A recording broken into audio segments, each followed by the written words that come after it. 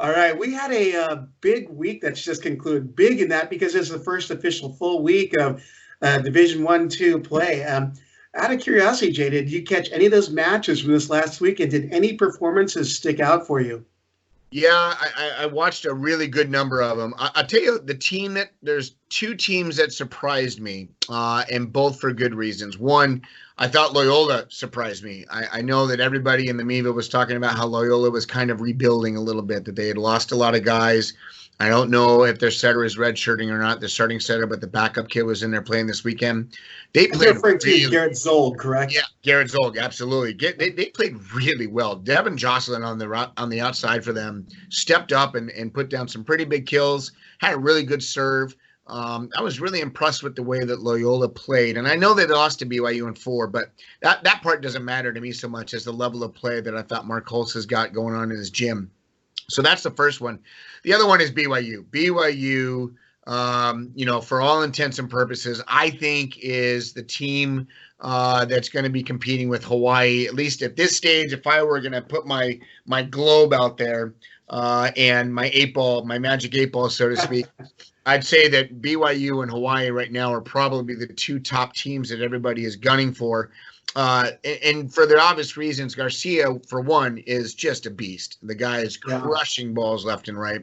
He's got a wicked serve. He's an absolute super competitor. But I think the real surprise for me is Gardini.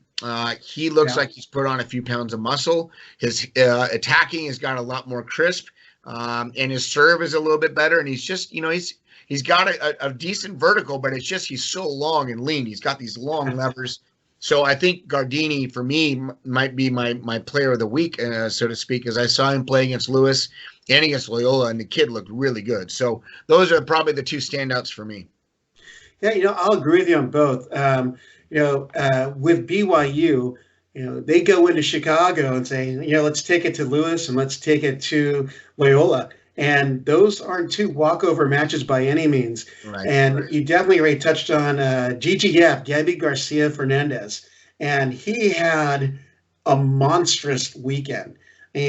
On Saturday night against Lewis, Davide Gardine had over 20 kills, hit over 400. But what overshadowed that? A career high in aces by Gabby Garcia Fernandez, and then also double-digit kills and scoring 26 total points, basically taking one set for the Cougars just based on his performance. Yeah. And on any other night, Gardini would have been the player of the night, but Gabby had to step it up.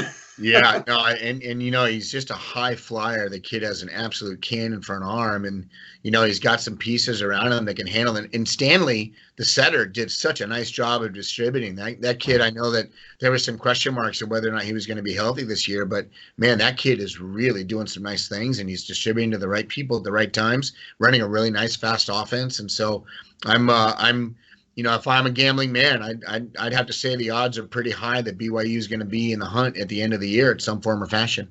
Yeah. Well, you did bring up Will Stanley, and because of some injury issues last year, he wasn't as consistent as he could have been, and the team wasn't as stable as they could have been. But, definitely one of the things that comes back with Will Stanley in their play is not only consistent offense, but he had a wicked serve going on that, and BYU as a whole, I think as a serving team, they were pretty lethal from the service line. Yeah, I think every team does obviously some serve work. There's no question about it. But when you have a year or two under your belt at the collegiate level and you're able to kind of work on some things and simplify your process, that he's just done such a nice job of just knowing what his strengths and weaknesses are. I mean, he put some serious tail on that thing, and so I'm really hard pressed to see a team out there in the MPSF that is bringing that much firepower from 2, 3, 4 guys.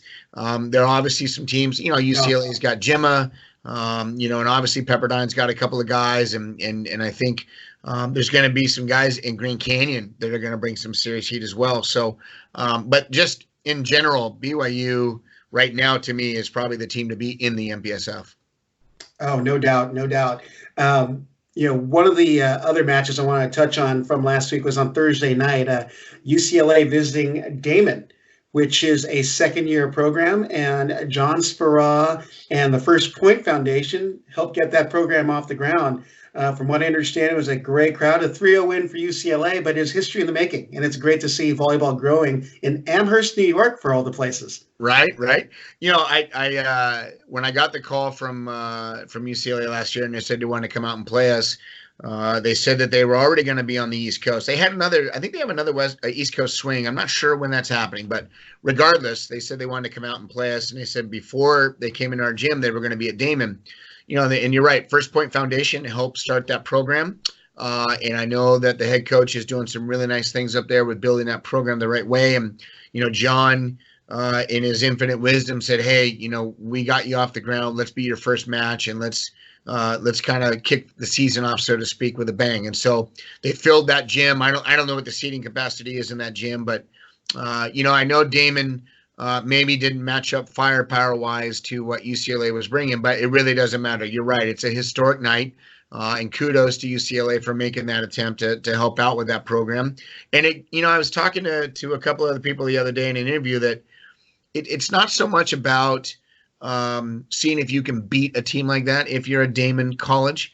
Mm-hmm. When you're a younger program or a smaller program and maybe you're just starting out, the reality is you're giving yourself a chance to see what it's like at the highest level. You know, you want your kids to see this is how it looks like when it's done correctly at the highest levels. And then you bring that back into your gym when you're practicing, and your guys can emulate things. You know, Damon doesn't have bad athletes. They just haven't seen it on a regular basis. And so when they're watching video, they're watching the tempo, they're watching the rhythm, they're watching the dynamic of the offense. They're doing all these things that over time, they're going to be able to start to emulate themselves. And so it's really exciting to see that happen. And I'm super stoked that they got a chance to do that. And, you know, obviously UCLA came in our place this weekend and we had a good time with that. But, you know, hats off to UCLA for making that trek.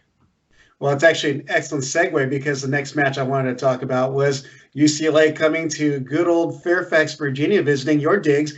Really good crowd in there between the Patriots and the Bruins. Yeah, you know, we have a great fan base here, and it was a sold-out night nearly. I think there was maybe 4 seats that were open in the whole place. But, you know, when it's January 4th and school's not in session and you can put in a crowd like that, that's a pretty good thing. I was really excited about playing them. I hated the thought that I had to schedule UCLA as my first match of the year, especially after they'd have already had 4 or 5 matches. But the reality is, hey, I don't really get a chance. I got to be able to take what I can get. And this year, after hosting the national championships, we know everybody wants to come here, so I got to make some concessions. But I really like my guys' performance. You know, we're up, by 4 or 5 points in each one of those sets midway through, and we're feeling confident about the way that we're playing. We just didn't execute at the level that they did when it mattered the most. You know, we go at deuce sets, in the second and third, and go into overtime in the second one, 38-20 or 30-28. And had a few swings, had a few chances to take it. And those are, I don't know if it says anything about UCLA being good or bad, but I do know that it does say something about Mason volleyball being better than we had expected going into this whole thing. So I felt good about it. And, I hate losing, but if this is our floor and we can continue to build from this, I feel pretty good about that. Excellent. Well, let's move on forward towards the Midwest, the start of a new era in Columbus, Ohio, the Kevin Birch era, as the Buckeyes take on North Greenville University. Did you catch any of that match at all? And do you have any thoughts on this new era?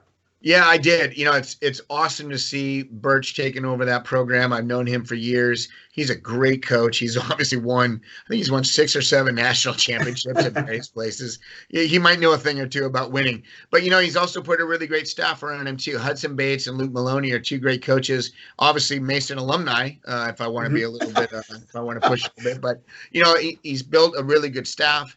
They've obviously got the new facility. They got great support from the university. So I know that they're going to do great things. I think for all intents and purposes, this might be a little bit of a rebuilding year for Ohio State. I know they lost a couple of starters that were pretty key contributors in recent years, but they got some young guys stepping up. I know Jake Haynes is obviously the conversation about him leaving early. However, they had a kid named Andrew Hillman, who's a lefty setter that I actually recruited here at Mason. A couple of his teammates play him. and he left to go to Ohio State, and he hasn't played that much, and he was swinging on the right side, and he's getting a lot of kills. So, they went up against a good North Greenville team. Dr. Fred Battenfield, great coach. Coached back at Pep back in the day with Marv when they were younger and doing their thing. But he's building a really good program out there. There's some great young kids that have got some experience. They're not a walkover team by any standard. I would put them as a dark horse candidate for the Conference Carolinas. But they're just a really solid program. And I know that the scores weren't exactly in their favor, but they got to feel pretty good about competing that well within Ohio State. Excellent. Great analysis there. So with that, I'm gonna put you on the spot and say, who would be Jay Hosack's top player of the week one of NCAA D1-2 volleyball? If you got to pick a player of the week. Yeah, I tell you what, I think it's between three.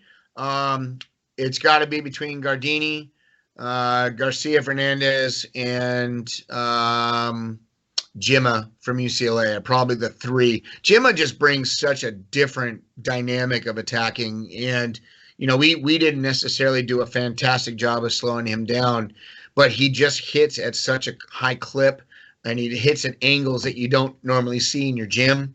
And so he can be a real difference maker in a hurry if you're not careful. But, yeah, those three are probably the three. And if I had to pick one, I'm going to pick Gardini because I just think he's made the most strides since last year, and I thought he was a big impact in all the matches he played. Right. I'm going to agree with you. I'm only going to pick one, though, because I watched both entire matches of BYU's, and, maybe it's just I like the long names, Gabi Garcia Fernandez or Felipe de Brito Ferreira. You are not making a bad choice, sir. He's a great candidate. Yeah, it was just hard to not notice the 22 kills on the first night, hitting 415 and 4 aces, and then adding on to that on night number 2 with 16 kills, 7 aces, 6 block assists, and 9 digs. So I tried to get a hashtag going, Gabzilla, because he surpassed beast mode. He's beyond monster mode. He was Gabzilla mode. That the BYU fans are notorious for making signs like, for Taylor Sanders, they had Enter Sandman, It'd be cool if they came up with a Gabzilla, sign that they host in the background. You could take credit for that. For sure. At least the Puerto Ricans will like me. The Puerto Rican national team and the Federation.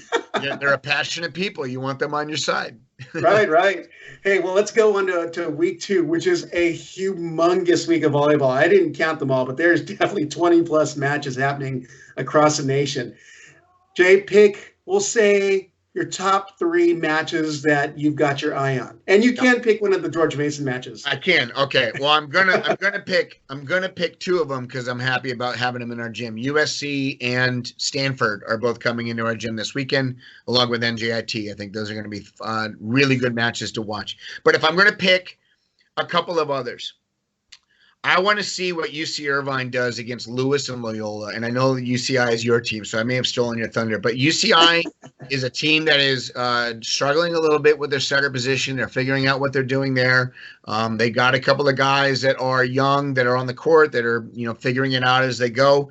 And obviously Loyola and Lewis are, Loyola rebuilding maybe a little bit, and Lewis is probably the team to beat in the MEVA. It'll be interesting to see what Irvine does there. But the other ones that I'm going to be watching are Penn State, BYU. They're playing twice this weekend. Penn State has got some young guys now with some experience. They're sophomores. They're pretty good. Brett Weilman and Cole Bogner. It'll be interesting to see who their opposite is. I know that Cal Mendy is healthy again. And they have Bobby Wilden back, who has, I think he's now in his 3rd or 4th year, has not played yet because of injuries over the time. But from my understanding and what I hear, the kid is the real deal. And if he can be healthy and he can play this year, that could be a difference maker for Penn State. So I want to see him if he has a coming out party there against BYU. Oh, those are great picks. I have to piggyback on 2 of your choices. Actually, maybe even 3. But, for sure, Lewis at UC Irvine, not because I'm a homer, but because and your office was in the bottom level of Crawford Hall, but because I really believe after seeing TJ Murray and Tyler Mitchum, that combo is one of the top 5 middle blocking combos in the nation. 6'11", 6'9", and 6'8", and they're super athletic and quick. I want to see how static and Dennis, who are 7 foot and 6'11", match up against that combo. Yeah. So just for that alone, I'm looking for that matchup. Obviously, the BYU matches at Penn State. I haven't seen Penn State this year, but Calvin Mende against Gabby Garcia Fernandez, that's going to be a battle of the opposites there. Yep. Always a fun one. And I'm really, really intrigued this week by, I believe it's it's Princeton. No, wait, I got to find that right tab of mine that I have all my matches that I'm watching. I'm looking. It's actually the Loyola UCI match. So 2 UCI matches. Yes. Because for reasons like you'd said earlier, I didn't think Loyola was going to be as competitive as they were. My mindset was, it's going to be development year. Right. And especially with Garrett Zold. But they looked really good. So got a lefty opposite too that's doing some nice things. He hits the ball a ton. So I mean, yeah, they're a team. I know everybody's picking maybe Purdue Fort Wayne as the sleeper in the MIVA, but Loyola might sneak up on some people if they're not careful. Yep. Now, no AVCA poll this week. They start next week, but be on the lookout for Off the Block Blogs media poll coming out tomorrow. And Cool. Be sure to check out a new podcast with Vinny, Brandon Johnson, and Jonathan Bates. So that'll be coming out or dropping Wednesday on iTunes, I believe. So